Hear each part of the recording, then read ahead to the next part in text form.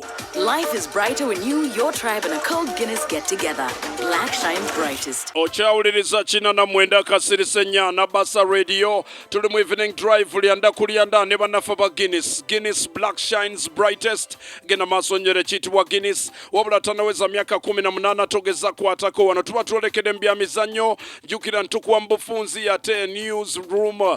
Ngeri wamo ne bana mawulire baya Ebyemizannyo ne batuwa full dose. Tuline nkola jetero kola wano. Tukona ku bantu mu magazine tubabuuzaako nnyo nga tusubira nti bali nice. Njagala okubanga nkubuuzaako nnyo Honorable Nathan Igeme nabeeta ogamba otya nkulabe bannaye nga speaker wa parliament azze naye oli kunyirira nnyo olimba.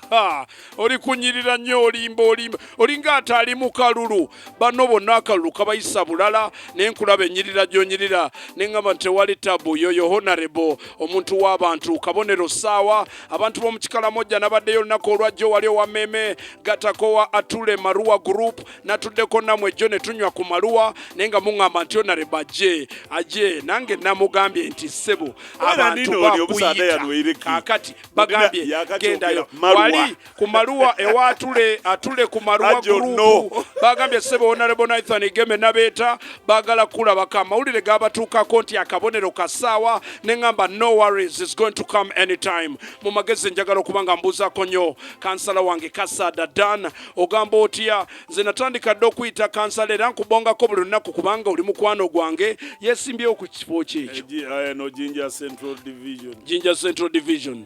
Kale no problem mbuuzaako Jinja Central South Division kale Regional Council wa Jinja South waliwo gayi wange yambuzeeko nnyo ennaku zino omukulu oyo bamuyita Ebusa ali empumwireeyo yali alikwenda okwira amukoba nti muganda oidi alina akasente ke baamuwa wano banaabareire egaalo yayendagire mu kalulu abalonzi nga bakeesunza okalya mukyala we yakoba teri luseke kyogamba yayisa obubi abalonzi obutajja mu kalulu nga bamaze otegeera nti afune kasente bali bateesetese enseke 15 kubisa side ni side mukyala we yabigwamu yakoba teri luseke kale kaneyungeko ku musajja w'Owebbendobendo wano tuba tukuba tochi Ebyemizannyo ne Guinness Black shines brightest.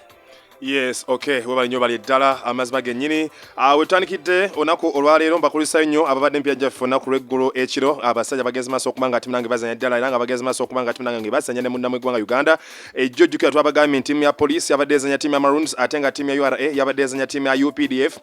Poliisi yakubye timu ya Maroons egozaadde 2-1 omupiira wabadde ejjo ku kiseera ky'Kamwokya ate nga timu ya URA ku kiseera kya Ham Stadium bakubye timu ya UPDF egozaadde 3-2. Onako olwaleero we mujire mu studio omupiira gwade gutandise wakati wa timu ya Kitara ne timu ya Lugazi ate nga wali Enjeru technical center wano nedda guno gwa Kitara ne Lugazi guli hoima eri kati gono yes kati ate wano Enjeru wali omupiira gwa timu ya Bon Express gwa kufana kuona Chikopo Express ezanya timu ya Bulu so tujja batwatuusa ku ebijjoba nga bivaayo side zeyo naye nga ate tubakolesa ejjo ababadde bawagira Carabao Cup abagezi ba timu ya Man United yadde jjo tebazanye naye basuda okuba nga ate balabiwako mu bibanda ebimu ne mu mabala nga balaba omupiira gwa timu ya Arsenal ejjo timu ya Arsenal yakube timu ya Brighton egozaadde 2 ku bwerere Liverpool yawanduse bagikube 3 ku bwerere etimu ya Crystal Palace Swansea yawanduse bagikube 3 ku 1 etimu ya Man City etimu ya Chelsea ne banga yakube etimu ya Wolves egozaadde 4 ku 3 gwadde no gw'amaanyi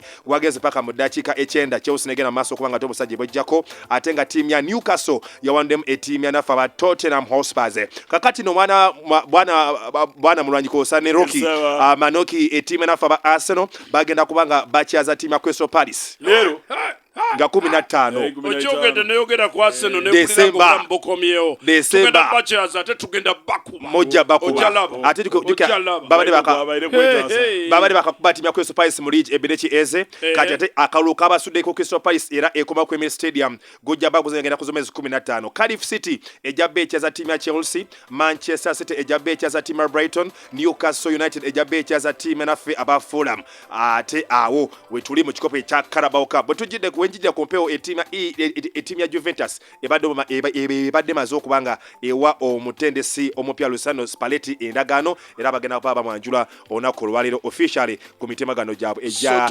tumusuubira okumulaba essaawa yonna okutaka ne ku weekend. Kale tweyanziza nnyo weebale nnyo tutuusaako byamizannyo tutera okukolamu bwe tutyo ne tweyunga ku banaffe ab'ebyemizannyo byonna gye bali wabula manya nti banaffe ba Guinness Black Shines Brightest be batuleetera ebyemizannyo eby'omu nkubo genda maaso nywere Guinness atanaweza myaka 18 togeza kwatako ag'omunkobo gabeere gattutuusibwako. Life is brighter when you, your tribe, and a cold Guinness get together. Black Shines Brightest.